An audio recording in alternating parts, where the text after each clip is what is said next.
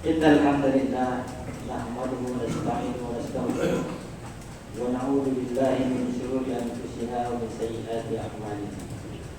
May yahdihillahu fala mudilla lahu wa may yudlil fala hadiya lahu. Asyhadu an la ilaha illallah wahdahu la syarika lahu wa asyhadu anna Muhammadan abduhu wa rasuluh. Allahumma shalli wa sallim ala nabiyyina wa rasulina Muhammad sallallahu alaihi wasallam wa ala alihi wa ashabihi wa man tabi'ahum bi ihsanin ila yaumiddin. Amma ba'd. Fa ya ayyuhal muslimun ittaqullaha haqqa tuqatih wa la tamutunna illa wa antum muslimun. Ya ayyuhan nas ittaqu rabbakum alladhi khalaqakum min nafsin wahidatin wa khalaqa minha zawjaha wa batha minhuma rijalan katsiran wa nisaa'a. Wattaqullaha alladhi tasaaluna bihi wal arham. Inna Allaha kana 'alaikum raqiba. Waqad qala Allah ta'ala fi kitabihil karim, a'udzu billahi minasy syaithanir rajim. Bismillahirrahmanirrahim. Walau anna ahlal qura amanu wattaqaw lafatahna 'alaihim barakatin minas sama'i wal ardh walakin kadzdzabu fa'akhadnahum bima kanu yaksibun. Hadirin sidang jamaah Jumat yang dimuliakan Allah. Barakallah. Ungkapan ini sering kita dengar terjadi, sering dibicarakan, sering disampaikan antara kita sesama muslim. Kata barakallah ini juga merupakan ungkapan doa yang disampaikan antara satu dengan yang lain. Hadirin sidang jamaah Jumat yang dimuliakan Allah. Ketika kita mendengar ada saudara kita yang telah dikaruniai seorang anak, maka kita mengatakan barakallahu laka fil mauhub. Ketika kita mendapatkan undangan, ketika kita mendengar saudara kita yang akan melangsungkan perkawinan, maka kita juga mengucapkan barakallahu lakuma wa baraka alaikuma fi khair. Inilah ungkapan-ungkapan yang sering diungkapkan tentang barakah. Maka pada kesempatan yang berbahagia ini Khatib ingin menyampaikan apa sebenarnya yang dimaksud dengan barokah tersebut. Barokah tersebut adalah subutul khairi ilahi fi syai'. Barokah adalah menetapnya kebaikan ilahi pada sesuatu. Dikatakan demikian karena menetapnya kebaikan yang ada di dalamnya. Dalam Al-Quran ataupun dalam hadis kita akan menemukan kata-kata barokah. Allah berfirman dalam surah As-Saffat ayat 113, wa barakna alaihi wa ala Ishaq. Kemudian dalam hadis disebutkan barakallahu laka wa fi ahlika wa malika. Kemudian Allah berfirman dalam surah Al-An'am, wa hadza kitabun anzalnahu mubarak. Selanjutnya yang menjadi pembahasan kita adalah apa saja sebenarnya yang diberkahi di dunia ini. Perlu kita ketahui bahwa barokah itu adalah milik Allah semata.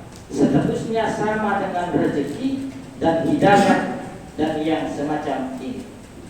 Allah memberikan kepada siapa saja yang Allah kehendaki. Kemudian Allah juga berkehendak untuk mencabutnya sebagaimana yang ia kehendaki.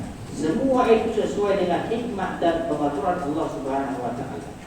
Oleh karenanya, jangan pernah meminta barokah kecuali kepada Allah Subhanahu wa taala semata.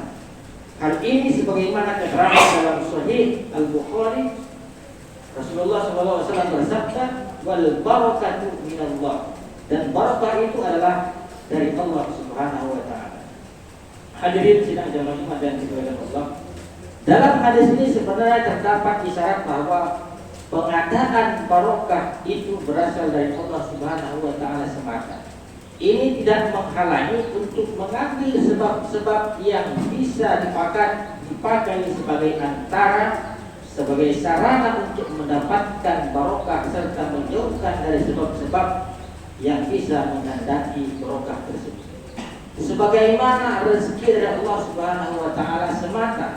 Namun setiap hamba dituntut untuk mengambil sebab-sebab yang bisa dipakai sebagai sarana untuk mendapatkan rezeki tersebut. Kemudian hal lain yang perlu kita ketahui adalah hal-hal apa saja sebenarnya yang diberkahi Allah Subhanahu wa taala di dunia ini. Keberkahan itu terjadi pada siapa saja yang berdasarkan kepada nas Al-Qur'an, kemudian As-Sunnah adalah sebagai berikut. Yang pertama, yang barokah yang terjadi di dunia itu adalah tempat. Allah Ta'ala terkadang memberkahi sebagian tempat dan menjadikan tempat tersebut sebagai tempat yang diberkahi. Allah berfirman dalam surah Al-Isra, A'udzubillahi minasyaitonir rajim. Bismillahirrahmanirrahim. Subhanalladzi asra bi'abdihi lailan minal masjidil haram ilal masjidil aqsa alladzi barakna hawlahu. Allah menjadikan Masjidil Aqsa itu tempat yang diberkahi. Kemudian Allah Subhanahu wa taala menjadikan memberkahi bumi Syam. Bumi Syam pada masa sekarang mencakup wilayah Suriah, Palestina, Yordania dan Lebanon. Allah berfirman, "Wa najjaynahu wa lutan ilal ardi allati barakna fiha lil 'alamin." Dan kami selamatkan Ibrahim dan Lut ke sebuah negeri yang kami telah memberkahinya untuk sekalian manusia.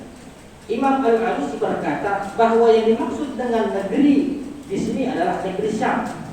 Pensifatan barokah untuk negeri Syam ini bersifat umum karena sebagian besar Nabi alaihissalam diutus di dalamnya dan syariatnya menyebar di dunia ini yang merupakan prinsip-prinsip kesempurnaan dan kebaikan dunia dan akhirat. Selanjutnya Allah berfirman dalam surah Al-Qasas ayat 30. A'udzubillahi minasyaitonir rajim. Bismillahirrahmanirrahim. Falamma ataha nudiya min syati'il wadil ayman fil buq'atil mubarakah minasy syajarah ayya Musa inni anallahu rabbul alamin. Maka tatkala Musa sampai ke tempat api itu, diserulah dia dari arah pinggir lembah yang sebelah kanannya pada tempat yang diberkahi dari sebatang pohon kayu, yaitu, ya Musa, sesungguhnya aku adalah Allah, Tuhan semesta alam. Sebab barokahnya tempat tersebut terjadi karena ada perkara agama di dalamnya, yaitu Allah berbicara kepada Musa alaihissalam dan menempatkannya dan menampakkan mukjizat kepadanya. Sedangkan dalam hadis diriwayatkan oleh Imam Al-Bukhari, Allahumma ij'al bil madinati di'fai ma ja'altahu di Makkah minal barakah. Ya Allah, jadikanlah keberkahan Madinah 2 kali lipat keberkahan yang telah Engkau berikan pada kota Mekah. Hadirin sidang jemaah Jumat yang dimuliakan Allah, tempat ini tidak menghalangi, tidak membatasi kepada tempat kita bekerja, kemudian tempat kita tinggal. Jika kita merujuk atas sejarah atau apa yang diterangkan oleh ulama tentang tempat ini, maka kalau kita ingin rumah kita itu mendapatkan berkah, maka harus diisi dengan amalan-amalan agama. Di dalam rumah tersebut harus ada lantunan ayat suci yang dibacakan, harus ada sholat-sholat sunnah yang dilakukan di dalamnya. Maka dengan demikian tempat tersebut, rumah kita tersebut akan mendapatkan keberkahan. Begitu juga dengan tempat kerja kita, harus dilakukan dengan apa-apa yang diperintahkan oleh Allah yang sesuai syariat, yaitu harus ada ayat-ayat yang terbaca dalam tempat kita tersebut. Hadirin yang dimuliakan Allah, yang kedua adalah waktu. Allah Subhanahu wa taala juga memberkahi sebagian waktu dan menjadikannya sebagai waktu yang diberkahi seperti Lailatul Qadar. Selain itu Allah berfirman dalam surah Al-Qur'an, Inna anzalnahu fi lailatin mubarakatin inna kunna mundirin. Sesungguhnya kami menurunkannya pada suatu malam yang diberkahi dan sesungguhnya kamilah yang memberi peringatan. Hal ini tidak menutup kemungkinan pada waktu-waktu yang telah kita lalui puluhan tahun yang silam. Hadirin sidang jemaah yang dimuliakan Allah, kalau kita kembali kepada sebelum-sebelumnya, teringat masa kita waktu sekolah sanawiyah, ketika kita bersungguh-sungguh belajar, bertatap muka dengan guru kita, dengan penghormatan yang sangat agung kepada guru kita. Ketika kita belajar bersama beliau, mungkin pada waktu itu kita tidak paham. Namun ketika kita berhijrah puluhan tahun meninggalkan sekolah kita tersebut, maka setelah itulah baru kita paham apa yang kita pelajari bersama guru-guru kita waktu sanawiyah. Ini merupakan keberkahan ilmu yang kita dapat berdasarkan kesungguhan yang kita lakukan ketika itu. Selanjutnya yang dapat keberkahan di dunia itu adalah orang. Allah Subhanahu wa taala memberkahi sebagian manusia sehingga Allah taala berfirman, sehingga Allah taala menjadikan sebagai para nabi, sebagian para nabi dan rasul yang diberkahi. Allah taala berfirman dalam surah Hud tentang Nabi Nuh, qila ya Nuh ihbit bisalamin minna wa barakatin 'alaik wa 'ala umamin mimman ma'ak. Hai Nuh, turunlah dengan selamat sejahtera dan penuh keberkahan dari kami atasmu dan atas umat-umat yang mukmin dari orang-orang yang bersamamu. Imam Al-Baidawi menjelaskan kata-kata barakatin 'alaik yang penuh keberkahan dari kami atasmu, yang dimaksud dengan berkah di sini adalah Allah Ta'ala telah menjadikan keturunannya terus tetap ada hingga hari kiamat. Sedangkan yang dimaksud dengan kata wa ala umamin mimman ma'ak dan atas umat-umat yang mukmin dari orang-orang bersamamu adalah atas keturunan umat-umat dari orang-orang yang bersamamu di kapal, yaitu pada generasi-generasi yang datang setelahmu dari keturunan orang yang bersamamu dari anakmu, dan mereka itu adalah orang-orang yang beriman. Imam Muhammad bin Ka'ab Al-Qutubi berkata, masuk ke dalam kategori ini adalah setiap mukmin hingga terjadinya hari kiamat.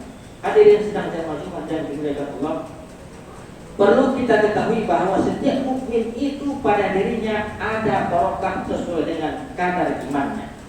Hanya saja bila orang mukmin itu dari kalangan para nabi dan rasul, barokah mereka bersifat jatiah. Dalam arti jasad dan tubuh mereka memang diberkahi dan dibolehkan mencari berkah darinya, misalnya dengan menyentuhnya atau mengambil keringatnya atau dengan sebagian rambutnya. Barokah zat atau fisik ini hanya untuk para nabi dan rasul. Sedangkan untuk selain mereka, maka tidak ada barokah yang terkait dengan jasadnya, meskipun dia adalah orang terbaik setelah Rasulullah SAW seperti Abu Bakar dan Umar radhiyallahu anhu.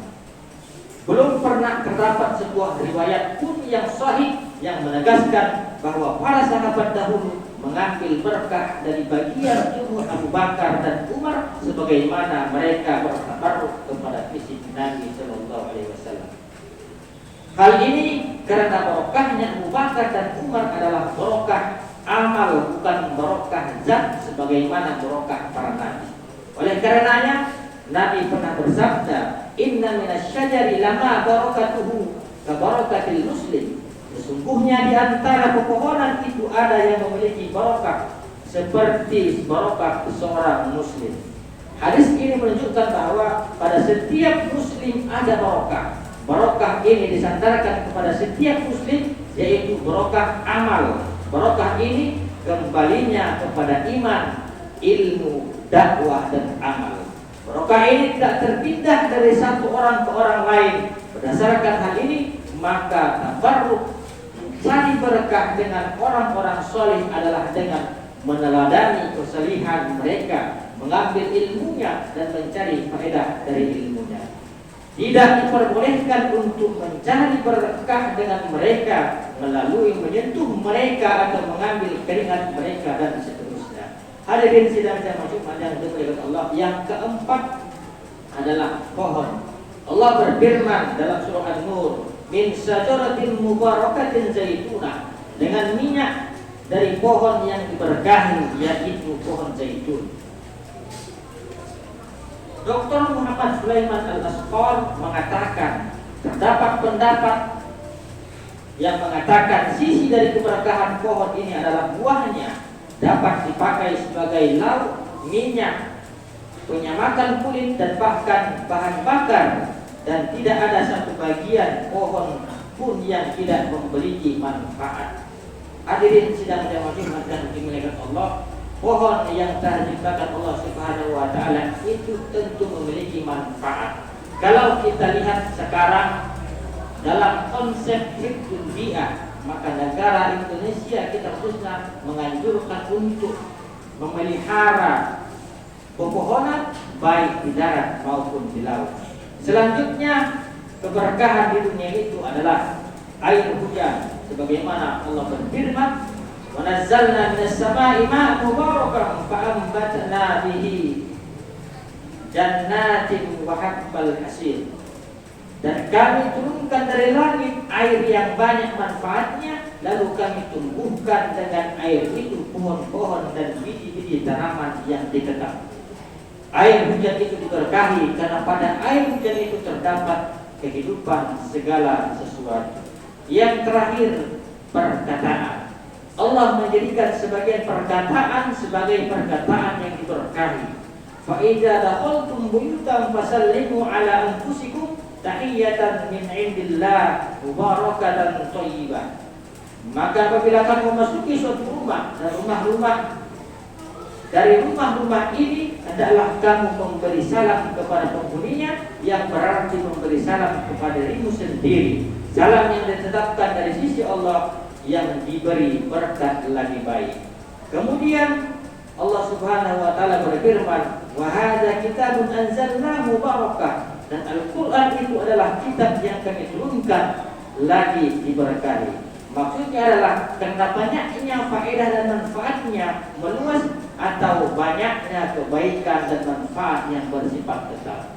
Hadirin sedang saya maksud yang dimuliakan Allah, perkataan khususnya bagi kedua orang tua harus memperhatikan tentang perkataan. Jika terjadi percekcokan antara suami dan istri, maka katakanlah kata-kata yang baik. Jika melihat anaknya yang sedang aktif untuk melarangnya, maka katakanlah kata-kata yang baik. Mungkin kita pernah dengar cerita bagaimana waktu kecilnya Imam Haramain, Imam Sudais. Ketika Imam Sudais kecil sedang bermain-main di tanah, sementara ibunya sedang menyiapkan hidangan untuk tamu yang akan datang berkunjung ke rumah. Karena menunggu tamu yang belum datang, ketika itu Imam As-Sudais datang menghampiri ibunya, membawa segenggam tanah, langsung menaburkannya di atas hidangan. Apa kata ibunya? Ibunya ketika itu langsung marah dan berkata, "Idhab ja'alakallahu imam al-haramain." Pergilah engkau, semoga Allah menjadikan imam Masjid Haram. Hadirin sedang macam yang dimuliakan Allah, yang terjadi selanjutnya adalah ketika perkataan itu diucapkan, kalau itu baik maka itu akan menjadikan kebaikan, maka kalau itu buruk pasti juga akan terjadi di kemudian hari. Mudah-mudahan apa yang kita lakukan selama kita hidup di dunia ini, selama kita hidup pada tahun 2022 yang silam, apa yang kita lakukan mendapatkan keberkahan dari Allah Subhanahu wa taala. Mudah-mudahan khutbah ini sudah bermanfaat. Barakallahu li wa lakum bil Qur'anil azim wa nafa'ani wa iyyakum bima fihi min al-ayati wa dzikril hakim wa qul rabbi ighfir warhamhu wa anta arhamur rahimin.